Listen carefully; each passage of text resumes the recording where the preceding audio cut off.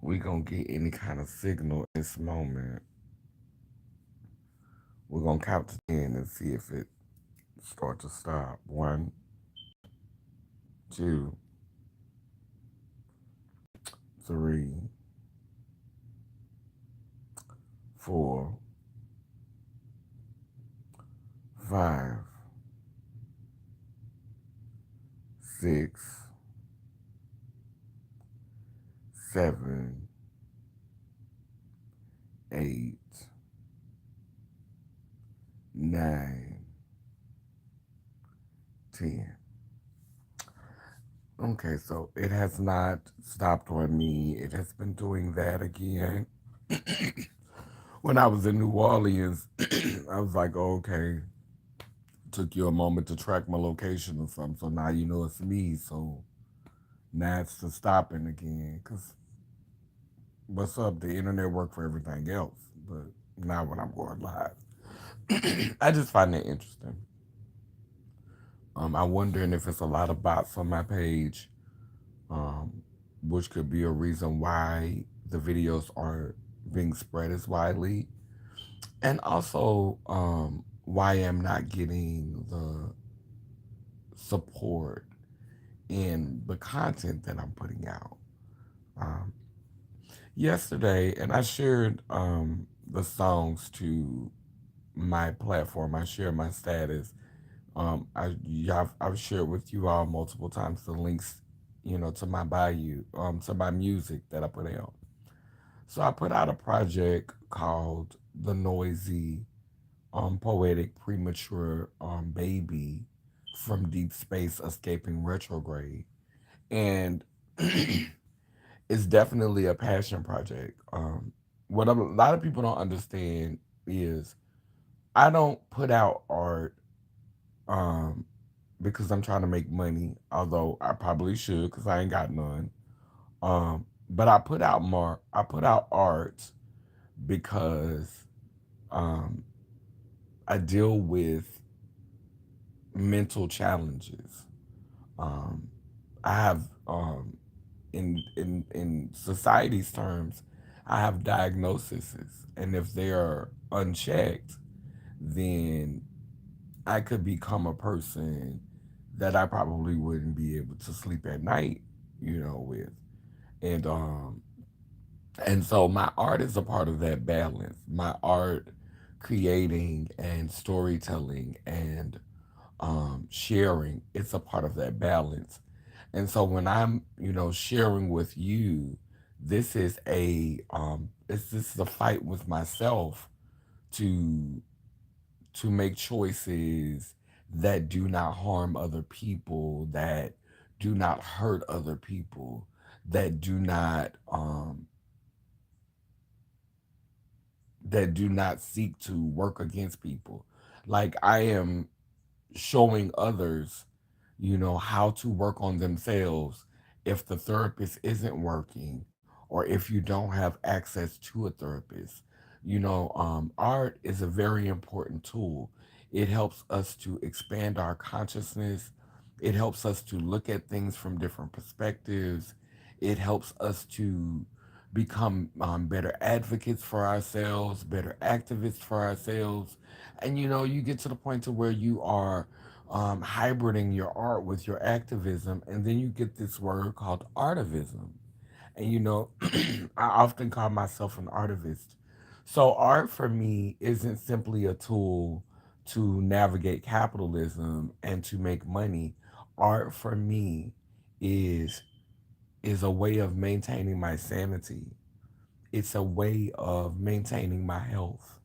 It's a way of keeping things at bay in me. And so when I share them with, you know, um, you all, you know, if you're here to support my healing, and in turn, you know, work on your own healing, become a better practitioner and a better steward of your own health, so that you can also become a better practitioner and a steward when it regards helping others. And so one of the things that's important in a village, in a community, is even if we don't physically see each other every day, even if we're not physically in communion with each other every day, it's important to support one another. It's important not to get so busy or not so in our own bubble that we don't have the capacity to show up for each other. It's very important. And I say that, you know, effortlessly because um one of the greatest things that I have done with this life, with this experience, is try to show up for others. Now, there's been periods in my life where I was showing up for the wrong people, where I was showing up just because it may have aligned me to some popularity, where I was showing up because it may have aligned me to resources, where I was showing up just because it would have looked good on paper for me to show up. And we're not going to pretend that I don't still have those moments now. I think we all do. But I am learning. Well, I'm not going to say I'm learning because I've known this for a while. It's being affirmed for me that if I just show up for people genuinely because that's what's in my heart to do, genuinely because that's where I'm at, because authentically that's what's real for me, everything else gonna work itself out. I'm gonna say a few things on this live. Um, I've made a lot of comments about the BTAG conference, the Black Trans Advocacy Conference. And I'm be honest with you, a girl was feeling a little sad that she wasn't going back to BTAG anymore, because they named it the Black Trans Advocacy Conference. How could you not, if you enjoy your melanin and you enjoy being black, how could you not feel a way about not going back to a conference that is centering black people, black trans people specifically?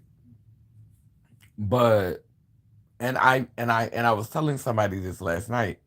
I felt like my relationship with AFAB beings, which is assigned female at birth, was gonna continue to suffer because I no longer had that relationship with BTAG. Like I no longer had that access. But from what I'm reading from Dominique Morgan comments, a lot of people are experiencing some of the things that I experienced when I was there last, and that is the gender nonconformant or the gender non-binary people have a space, but not necessarily a space that will ever govern the place. That will ever be that is meant to be a guiding force in the space. And I say that to say this: certain entities gain power and are able to establish a great amount of power because of the things that they align with, how they show up. If you are for the patriarch and you are in full support of the patriarch and you are a bootlegging exalter of Mr. Charlie, like if you just like instinctively, if it's in your blood just to just like move like Mr. Charlie, it doesn't matter what color you are. Doors are gonna open up for you in this society because um, having that bootlicking, I'm here for you, Mr. Charlie spirit. The man is the head of the house. The man have to hold things together. The man must be strong, and he must create this space. That's for me. That's programming. That's Mr. Charlie. It's Mr. Charlie embodied. You're channeling Mr. Charlie, and you're channeling Mr. Charlie in blackface.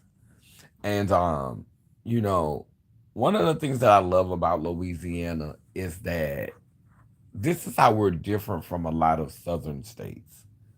Um, in Louisiana, even though it's a very restricted space,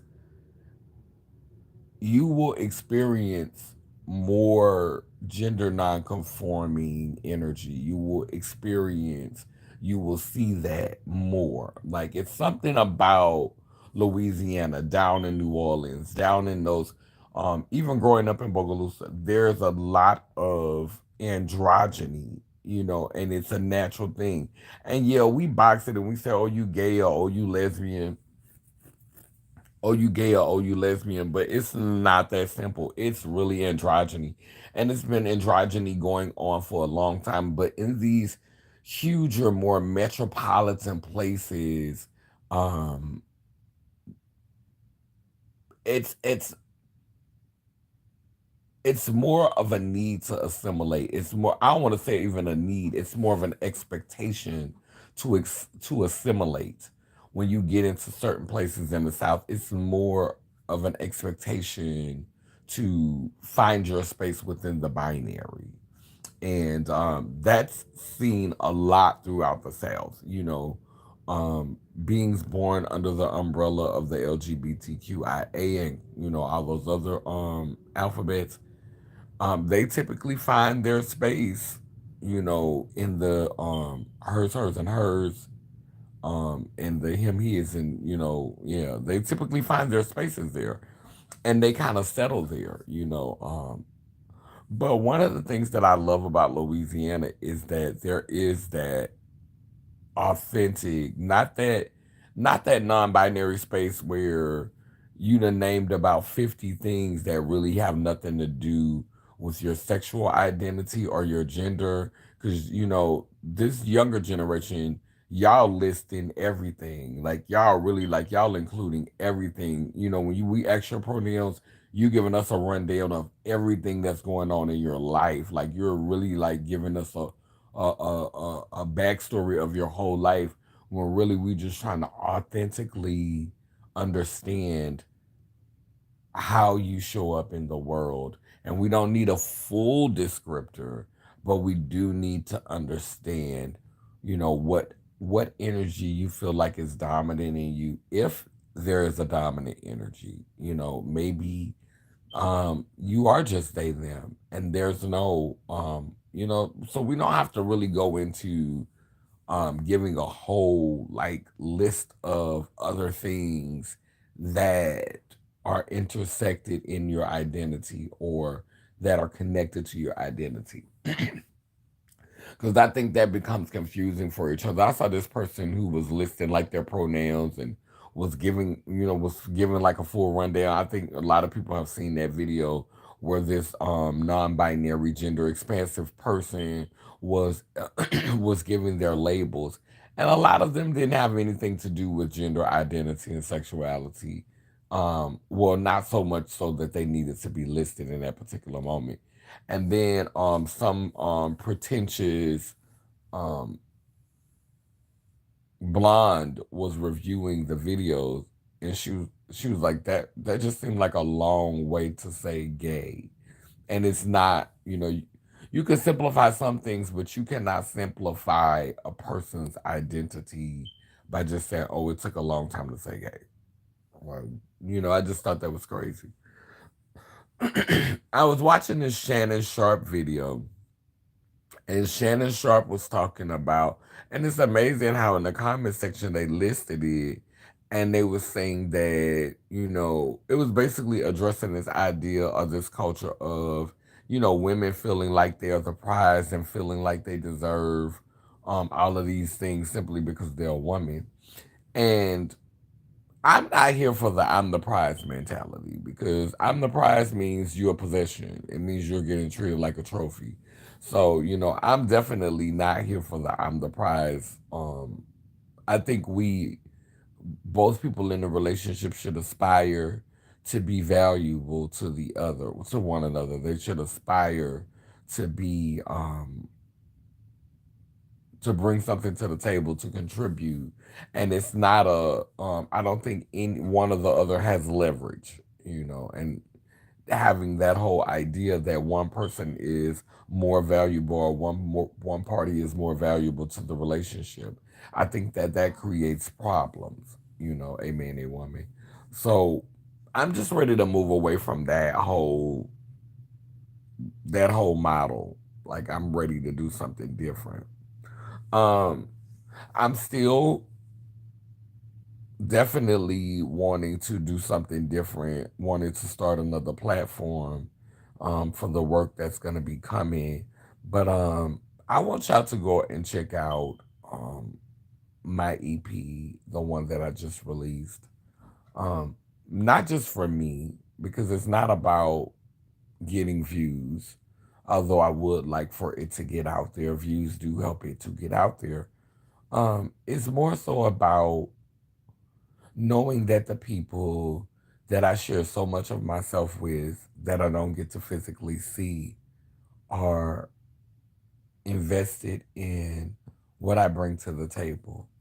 And when I, share and I tell stories, and I share from my heart, um, I don't want you to pretend like you know me or pretend like you're supposed to be able to have access to me simply because you watched a couple of videos. Like, if you really, and I'm learning this about people. I literally have people who legit been in my life for years, and they will be like, happy Easter. They will be like, happy Thanksgiving. They will be like, Merry Christmas.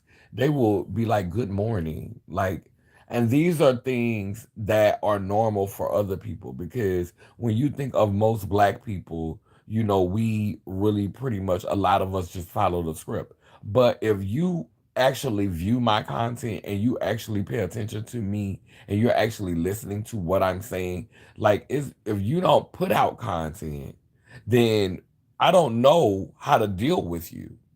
I don't know what is the expectation from you. I don't know what your views are or what things you align with, because you don't put out content, and that's fine. But the burden is on you for people to understand who you are.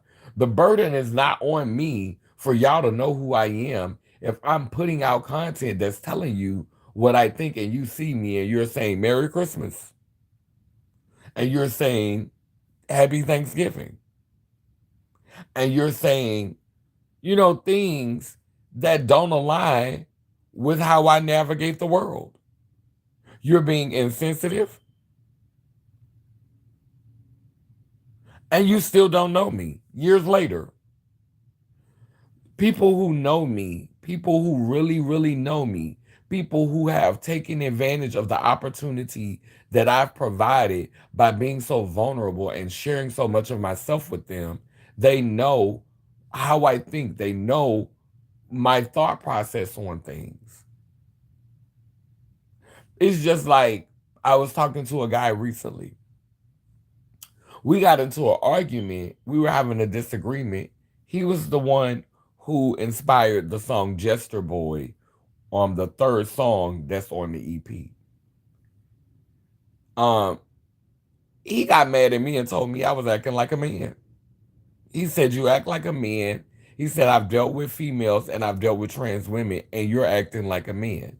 Now, I've sent you the links to my content so that you can understand my personality. You've had access to know who I am, how I feel. Why would you say to a person of my spirituality who carries themselves in the way that I carry myself, why would you say you're acting like a man and think it was somehow wholesome weight and it would impact me in a way that would make me change my actions? No. Again, if you know you can only eat a 6 inch, do not order a foot long. If you know that you only have room for a 4 piece nugget, don't order a 10 piece. If you know that you cannot eat that double whopper, then perhaps you should try the kids meal. Why you hollering at a goddess when you really want a plain bitch?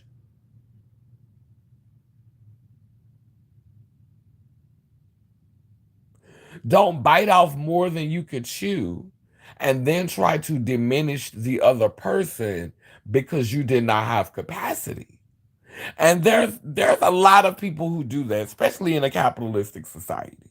It is a tool that people use to try to shrink you, to try to diminish you, to try to gaslight you, to try to make you feel like that what you're doing is inappropriate, what you're doing is somehow off, what you're doing is somehow a detriment, or what you're doing is somehow wrong. And it's your fault things are working out the way it's working out because they're trying to reduce you because they still want access to you.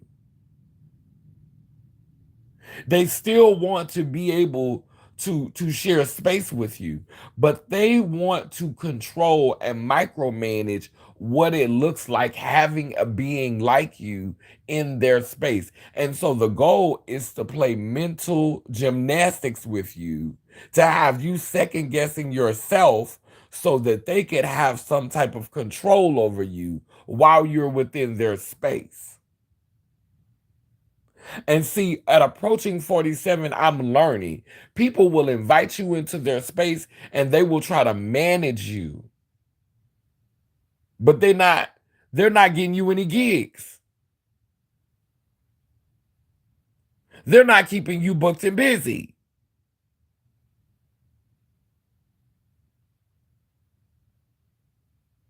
You're trying to manage me, but where is what's coming out of this? Where's the equity? Where's the resources? I can see how this is benefiting you, but how is this benefiting me? Because, see, I'm a walking nation. I'm seeding and carrying a nation.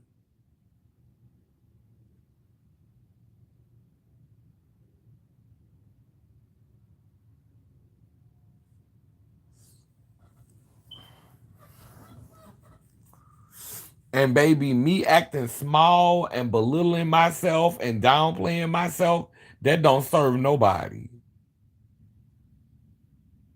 So y'all could call me a narcissist. Y'all could say I'm full of myself. Y'all could say I'm egotistical. But I know one thing. I'm all of those things. They're the seeds of all those things. There is narcissism within me. I personally believe there's no way in the world you can have a social media and not be a little bit of a narcissist. Not like looking at yourself. Not like, but for me it's not just about looking at myself, it's also about documenting my existence. I'm literally studying my own self, learning from me through studying myself. What did you say? Why did you say that? Why did you stand like that? Why was you looking like that? Blah, blah, blah. I'm literally critiquing and studying myself. I'm literally using myself as a model of observation. So it's not purely narcissism. It's not purely ego. It's science based. A little bit of it's science based because I'm a little bit of a scientist. And this is one of the only things that I have sovereignty and autonomy over. I'm gonna do what I won't do with this vessel. The ancestors have given me permission to. Um, but dimming my light and acting small and not walking in my power, that don't serve nobody. That don't serve nobody, especially in the times that we're moving into, the times that are quickly approaching us. It's time to gather yourself. It's time to collect yourself. It's time to step into the version of yourself that is ready for what's coming. It's time for that. It's that season in our lives. And I'm not gonna lie, I'm telling you, I've been over here struggling. struggling to find motivation. And that's why when I met the guy who inspired every song that was on that EP, like every song, the first song, I wrote that because I was supposed to be performing it with him. I wrote Together in the Circle. It was actually two songs, and I was supposed to um so Join Me in the Circle, the end part was supposed to be another song, and We Rise We Fall Together Through It All, that was supposed to be my verse and my hook for a song that me and him was working on together. And then the second song, Glitch, that was supposed to be a song we was performing together as well. He was supposed to do a verse on that. The third song, Gesture, came about when me and him finally broke all the way up. Like we wasn't talking to each other no more. Like it wasn't a romantic relationship, although there was physical tension, there was sexual tension, and the jury is still out on whether I should have went on ahead and just had him or not. But there was a lot of physical tension. But the physical tension from me, I would not have been able to handle. I'm gonna be honest. I think he could have fucked me and been fine. I think he could have fucked me and kept it moving, and been able to manage it, because I'm not gonna sit up here and glamorize what it was. But I think if I would have had sex with him, it would have taken up too much space in my head because I already was crazy about him and we had never had sex. So sex would have sex would have heightened my feelings. And what I was seeing from the gate was is that if I would have given myself to him sexually with what he was willing to offer without having sex, if there was any indication of what he was going to be like if he had did it to me and actually put it on me, I was going to be out here first and weak in these streets, and I was going to basically have put myself in that position. So, we didn't act on the physical feelings, and space needed to be taken, and Gesture was a response to that because we was battle rapping each other through text message, and he was telling me he got me and he could get me, and he was better than me and he could out rap me, and he was saying he could out rap me and all of this type of stuff. And so that was my response. That was my response because no, you cannot.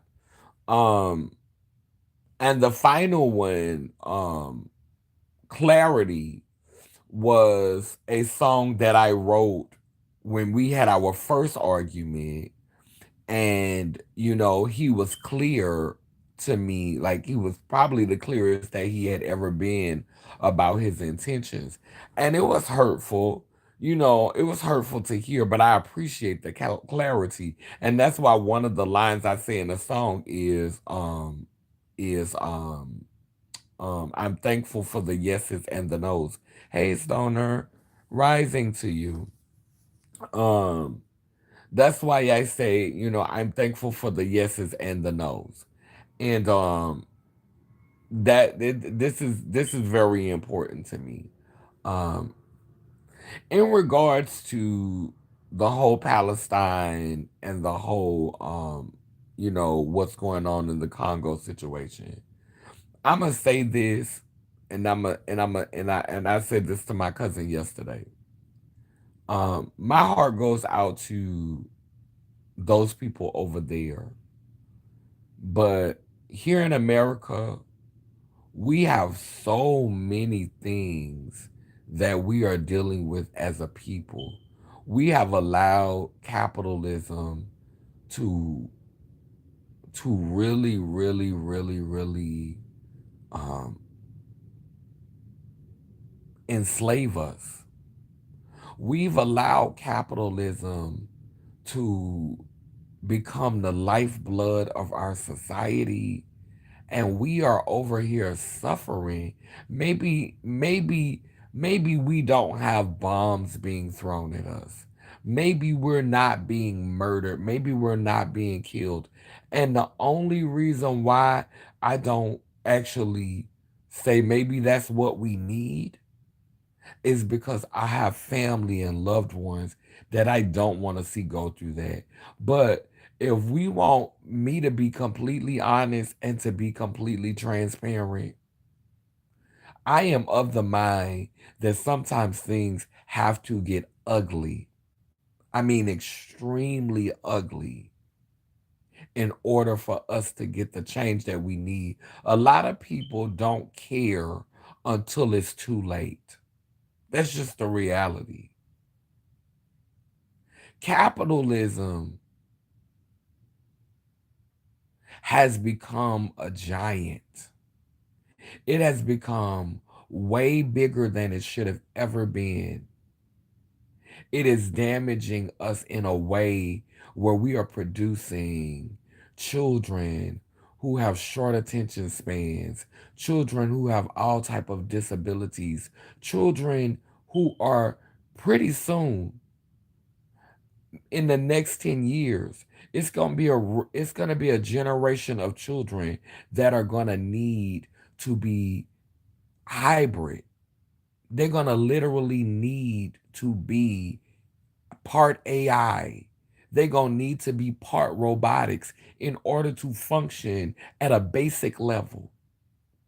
This is where capitalism is taking our society because right now they're doing every experiment. America is a big corporation and an experiment. So while we are so focused on what's going on over there in Palestine, at least them people are not being prepared to become a engineered species. At least they still like they are nowhere near the phase of becoming robots. Like we literally over here in America, they getting us ready for that. They getting our children ready for that. Especially the ones in these major metropolitan cities. We gonna be the ones they experiment on because we gonna be the ones that sign up for it, thinking that it's evolution, thinking that it's technology, thinking that it's our actual advancement, when it's not.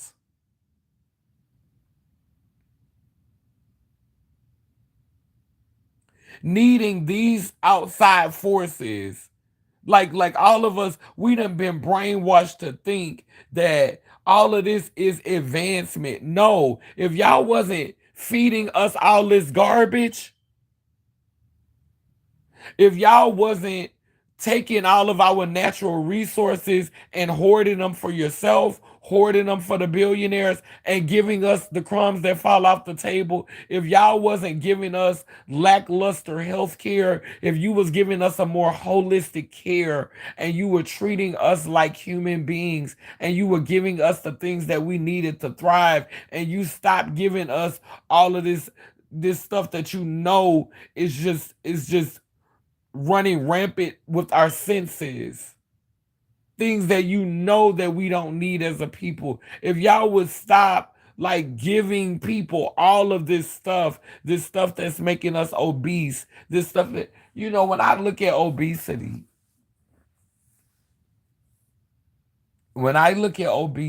obesity is,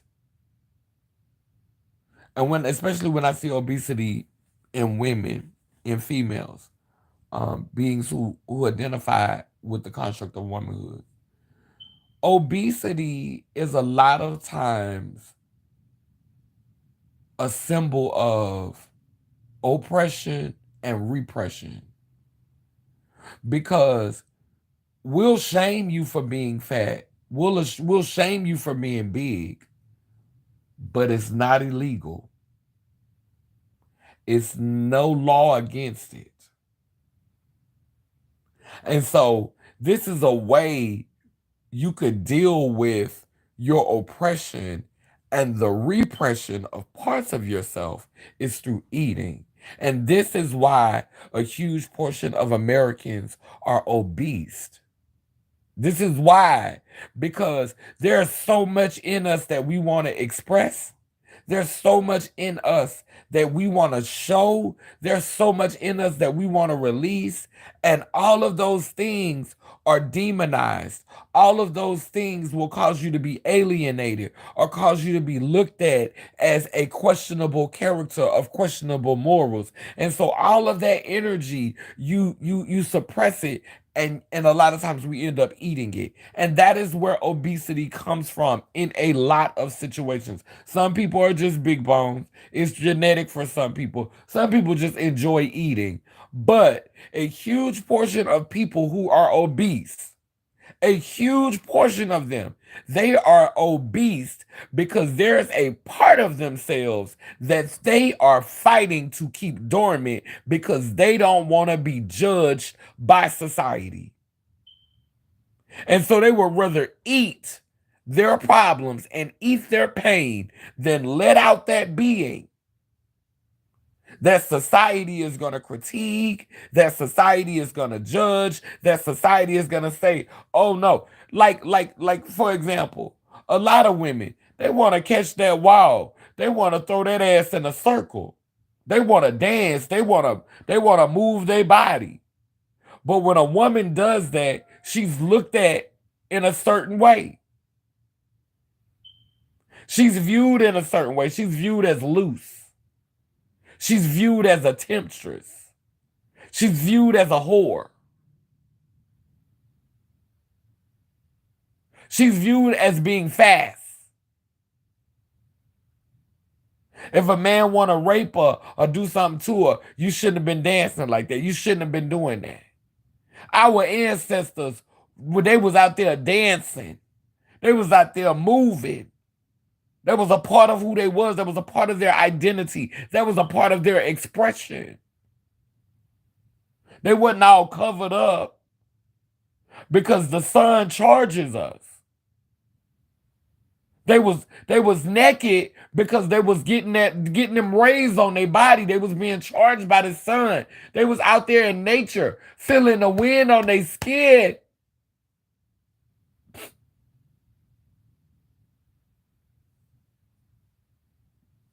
They was feeling nature. They was a part of nature. They was feeling that. And they were more mentally stable. They were more physically present. They had more going on because they knew that, they understood that. And all of that stuff is being suppressed. Ooh, I'm getting emotional because this shit make me upset because when you start to know the truth, when you start to feel the truth, you just get passionate about it. I was getting a download the other day about why some of us drank. We drank because, not saying go be an alcoholic,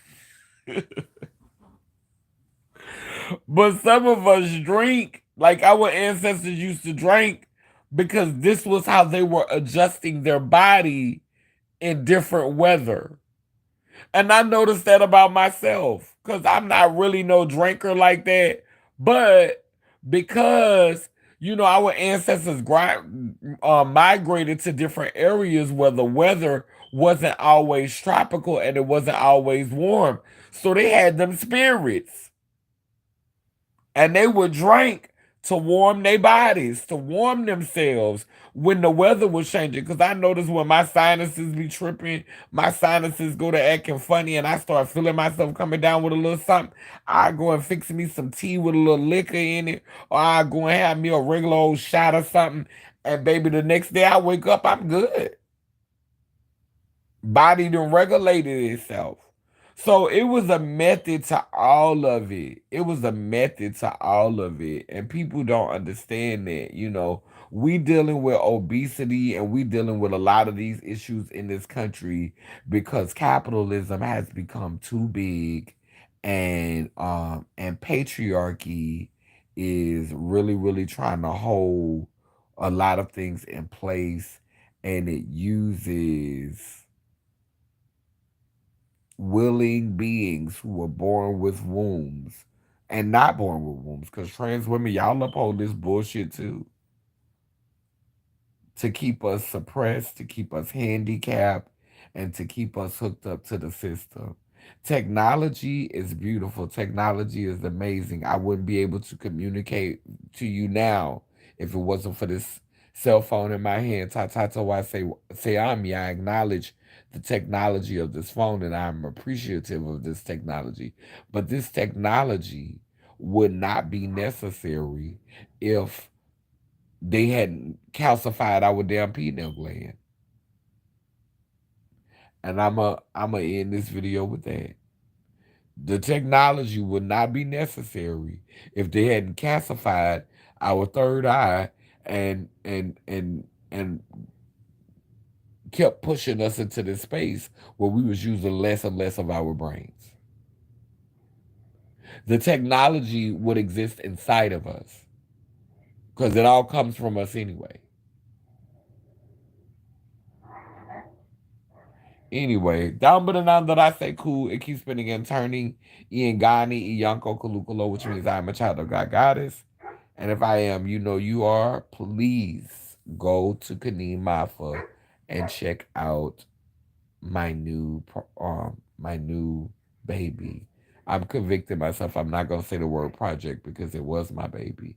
I carried it for 33 days. The seed was planted by another being, but if it wasn't for Deep Spacecraft, which was a transmasculine and non-binary person, it would not it would not have existed. My baby was born yesterday. When I was in New Orleans, it was born in New Orleans, just like me. It was conceived in New Orleans. It was carried in Georgia, and it was born in New Orleans. Before I left, it was born there. Yes, it was. It was born at the Deep Spacecraft, and my baby was disabled, and my baby was premature. You know, when you go and listen to it, you gonna hear it. But what I like about um the sound is it sounds like I'm in another dimension and I'm trying to speak through a wall. It sounds like I'm fighting to be heard and it sounds like the signal transmitted so you can hear me.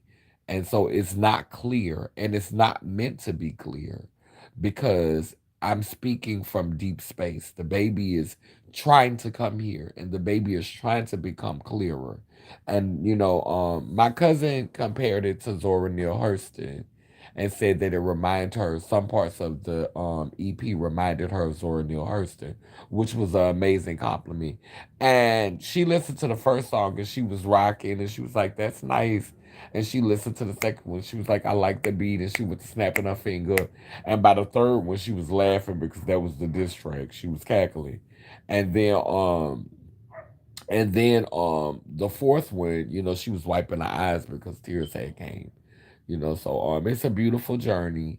Take it when you get the opportunity and thank me later. I love y'all. Down but now that I say cool, it keeps spinning and turning in Gani Iyanko Kalukalo, which means I am a child of God Goddess. And if I am, you know you are. Well, thank you for not booting me offline today and letting me get that out because I needed to. Layla Layla Nation.